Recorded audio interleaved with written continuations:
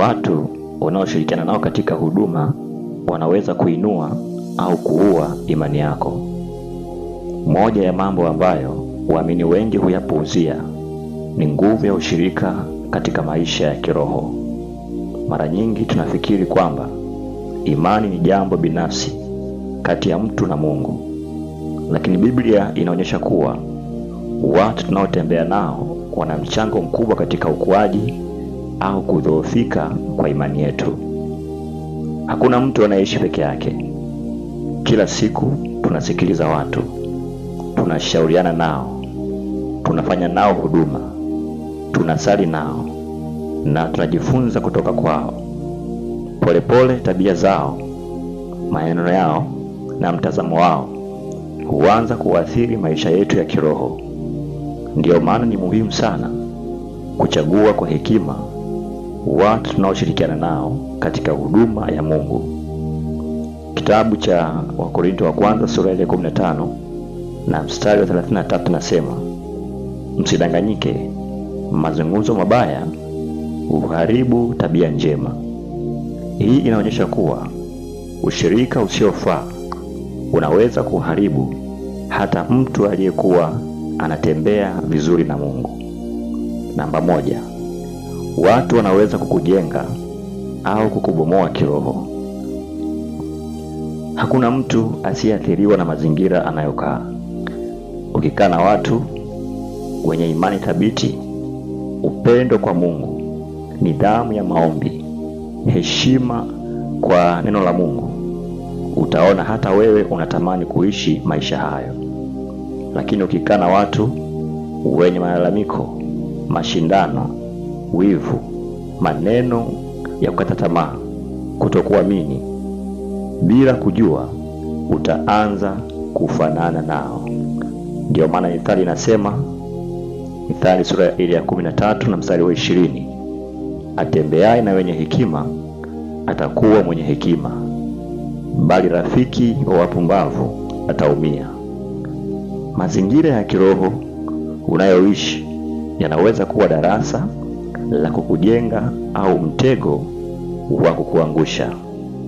Namba 2, imani husambaa na kutokuamini nako husambaa. Tunajifunza jambo hili kwa Waisraeli walipotumwa kuichunguza Kanaani. Wapelelezi 10 walirudi na maneno ya hofu, wakasema, hatuwezi kupanda kupigana nao. Maneno yao yaliwaambukiza watu wote hofu.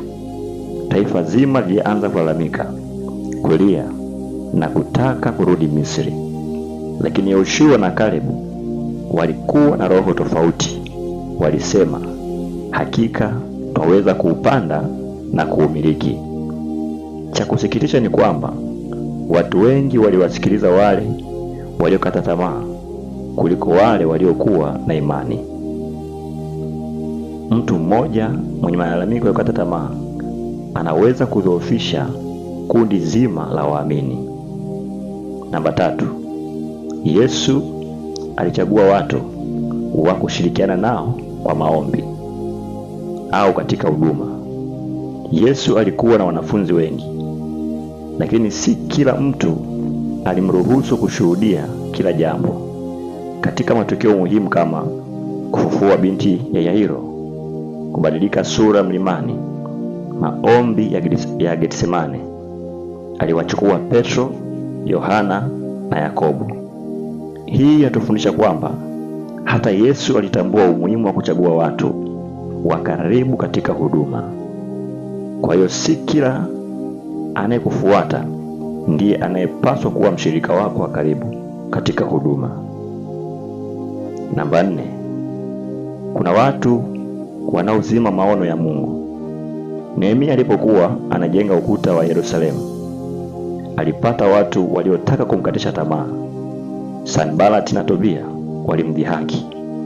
Walimwambia kazi yake haiwezi kufanikiwa. Lakini Nehemia hakushuka kujibizana nao. Alisema, nafanya kazi kubwa, siwezi kushuka. Nehemia sura ya 6 mstari wa 3. Kama angewasikiliza, huenda asingeimaliza kazi. Katika huduma utakuta watu watakaopinga maono yako. Usiruhusu sauti zao zizime kile Mungu ameweka moyoni mwako. Namba 5. Barnaba alimjenga Paulo. Baada ya Paulo kuokoka, waamini wengi walimwogopa, lakini Barnaba alimchukua akamtambulisha kwa mitume. Kitabu cha Matendo ya Mitume sura ile ya 9 mstari wa 26 mpaka 27 utaona hapo. Baadaye Barnaba alimtafuta Paulo ili wafanye huduma pamoja. Barnaba alikuwa mtu wa kutia moyo. Jina lake linamaanisha mwana wa faraja. Katika huduma, tafuta watu wanaojua kuinua wengine badala ya kuwavunja moyo. Namba 6. Kora, Dathan na Abirabu waliwaharibu wengine. Katika safari ya jangwani, Kora hakumwasi Musa peke yake. Aliwashawishi wengine. Mwisho wake ulikuwa wa kutisha. Kwenye kitabu cha Hesabu sura ya 16 utaona hiyo habari.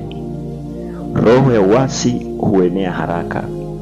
Ndiyo maana lazima tuwe waangalifu na watu wanaopenda kugawa kanisa, kuzusha maneno au kupinga mamlaka ambayo Mungu ameweka. Narudia tena. Ndiyo maana lazima tuwe waangalifu na watu wanaopenda kugawa kanisa, kuzusha maneno au kupinga mamlaka ambayo Mungu ameweka. Usijiunge na vikundi vinavyojenga migawanyiko badala ya kujenga ufalme wa Mungu. Namba 7. Chuma hunoa chuma. Biblia inasema kwenye Mithali sura ya 27 mstari wa 17, chuma hunoa chuma, kadhalika mtu humnoa uso wa rafiki yake. Waamini wanapaswa kusaidiana kukua, mkishirikiana kusoma Biblia, mkishirikiana kuomba, mkishirikiana kukumbushana neno la Mungu, mkishirikiana kushauriana kwa unyenyekevu. Imani hukua. Huduma yenye umoja huzaa matunda makubwa. Shirikiana na watu wanaokusukuma umkaribie Mungu zaidi. Namba 8. Epuka watu wenye roho ya malalamiko. Waisraeli wengi walikufa jangwani, si kwa sababu ya nguvu za adui, bali kwa sababu ya kulalamika kila mara. Malalamiko yao yaliwaambukiza wengine. Badala ya kuona miujiza ya Mungu, waliona matatizo tu. Huduma yenye watu wa kulalamika kila siku hupoteza nguvu za kiroho. Biblia inasema kwenye kitabu cha Wafilipi sura ya 2 mstari wa 14, fanyeni mambo yote pasipo manunguniko wala mashindano. Jifunze kuwa karibu na watu wanaoongeza tumaini, si wanaoliondoa. Namba 9. Shirika lenye afya hulinda imani. Kanisa la kwanza liliishi katika ushirika. Matendo ya Mitume sura ile ya 2 na mstari wa 42 nasema, wakadumu katika fundisho la mitume na katika ushirika na katika kuumega mkate na katika kusali. Nguvu yao haikuwa katika mtu mmoja. Walijengana, walisaidiana, waliombeana, walifarijiana na walikuwa pamoja. Hivyo ndivyo huduma inavyopaswa kuwa hata leo. Namba 10. Yesu ndiye kielelezo cha ushirika wa kweli. Yesu aliwapenda wanafunzi wake. Aliwavumilia walipokosea. Aliwafundisha kwa upendo. Aliwaombea. Aliwaonya. Aliwaimarisha. Hata walipoanguka hakuwatupa, bali aliwainua. Huduma ya kweli haijengwi kwa mashindano, bali kwa upendo, unyenyekevu na kujengana. Kwenye kitabu cha Wagalatia sura ya 6 na mstari ule wa 2 nasema, bebeaneni mizigo na kuitimiza hivyo sheria ya Kristo. Na ninamaliza kwa kusema kila mtu anayekuzunguka katika huduma ana ushawishi fulani juu ya maisha yako ya kiroho. Jiulize, je, watu ninaoshirikiana nao wananisogeza karibu na Mungu au mbali naye? Je, mazungumzo yetu yanajenga imani au yanazaa mashaka? Je, tunahimizana kusali na kulitii neno la Mungu au tunatumia muda mwingi katika lawama, fitina na malalamiko? Je, ushirika wetu unamtukuza Kristo au unainua majina ya wanadamu?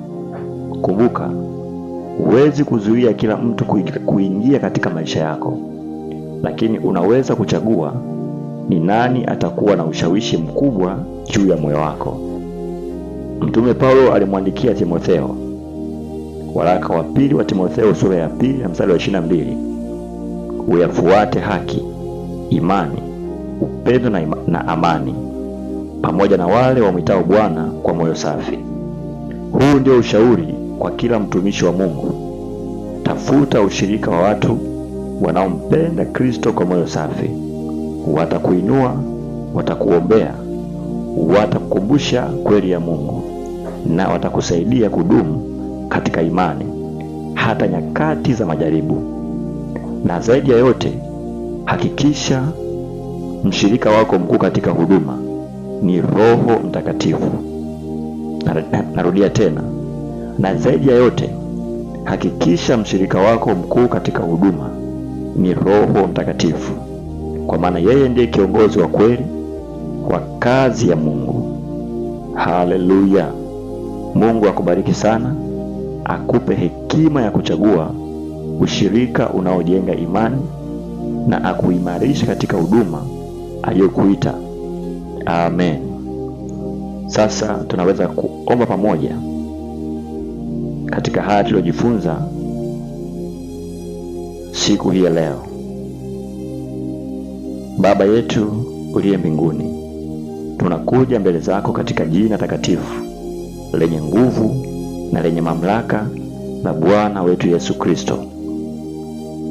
Tunakuabudu kwa sababu wewe ni Mungu mwema, mwaminifu na usiyebadilika. Tunakushukuru kwa ajili ya neno lako tuliyojifunza leo. Asante kwa sababu neno lako ni taa ya miguu yetu na mwanga wa njia yetu. Asante kwa kuwa kupitia Roho Mtakatifu umeendelea kutufundisha, kutuonya, kututia moyo na kutuongoza katika kweli yako. Baba wa mbinguni, naweka mbele zako wasikilizaji wote wa ujumbe huu, wako wanaotusikiliza wakiwa manyumbani kwao, wengine kazini, wengine safarini, wengine hospitalini, na wengine wakiwa katika nyakati ngumu za maisha. Hakuna aliye mbali na macho yako. Unajua kila mmoja kwa jina lake. Unajua machozi yake. Unajua maombi yake na hitaji la moyo wake. Bwana, ninakuomba uwabariki kwa baraka za rohoni na za mwilini. Wajaze upya kwa Roho Mtakatifu. Wape njaa na kiu ya kulisoma neno lako kila siku. Wafundishe kutembea katika kweli yako na kuwafanya wasiwe wasikilizaji wa neno tu, bali watendaji wake. Mungu, tumefundishwa leo kwamba watu tunaoshirikiana nao wanaweza kuinua au kuua imani yetu. Kwa hiyo ninakuomba wape wasikilizaji wangu hekima ya kuchagua marafiki, washauri na washirika wa huduma wanaowavuta karibu zaidi na wewe. Waepushe na ushirika unaozalisha mashindano, fitina, malalamiko, chuki, uasi na mafundisho ya uongo. Badala yake, uwazungushe na watu wa imani, watu wa maombi, watu watakatifu, watu wanaopenda kweli yako na watu watakaowainua wanapokuwa dhaifu. Wape neema ya kujengana, kuombeana, kusameana na kubebeana mizigo katika upendo wa Kristo. Baba, ninaomba ulinde mioyo yao dhidi ya kila mbegu ya kata tamaa. Kama kuna mtu ambaye amevunjika moyo kwa sababu ya alichokutana nacho katika huduma, ninaomba umponye. Ninaomba umponye. Kama kuna mtu alisalitiwa, aliumizwa au alikatishwa tamaa na watu aliowaamini, ninaomba umfariji na umponye kabisa. Usiruhusu majeraha ya watu yamtenge na kusudi lako. Ninaomba watie nguvu watumishi wako, wape ujasiri wa kuendelea kukuhudumia kwa uaminifu bila kuchoka. Wape hekima ya kutofautisha sauti yako na sauti za wanadamu. Wape macho ya kuona njia unazowaongoza na masikio ya kusikia Roho Mtakatifu akizungumza nao. Bwana Yesu, bariki familia zao, bariki ndoa zao, bariki watoto wao, bariki kazi za mikono yao, bariki afya zao, bariki biashara zao, bariki huduma zao. Wafungulie milango ambayo hakuna mwanadamu anayeweza kuifunga, na uwafungie milango yote ambayo si mapenzi yako. Ninatangaza katika jina la Yesu Kristo kwamba kila mpango wa adui dhidi ya maisha yao, dhidi ya imani yao, dhidi ya huduma zao na dhidi ya familia zao ubatilike katika jina la Yesu Kristo. Nguvu ya Roho Mtakatifu iwafunike, damu ya Yesu iwalinde, na malaika wa Bwana wawazunguke kila siku, sawa sana Zaburi 34 mstari wa 7. Bwana, wafanye wawe nuru katikati ya giza, chumvi ya dunia na mashahidi waaminifu wa Injili. Maisha yao yahubiri Kristo hata kabla ya midomo yao kuzungumza. Wafanye wazidi kukua katika neema, katika maarifa ya neno lako na katika uhusiano wa karibu na wewe. Tunakuamini kwamba yale uliyoanza ndani yao utayakamilisha kwa utukufu wa jina lako. Tunayaomba yote haya kwa imani, tukijua kwamba umetusikia, katika jina la Bwana wetu Yesu Kristo.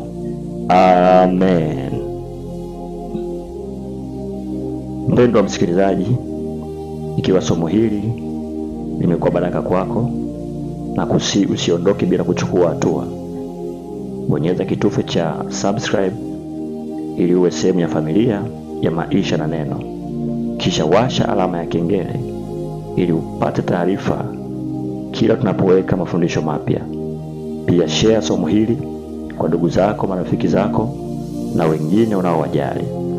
Kwa kushare kwako, Mungu akatumia ujumbe huu kuimarisha imani ya mtu, kumtia moyo aliyekata tamaa au kumrudisha mtu aliyekuwa amepotea kiroho.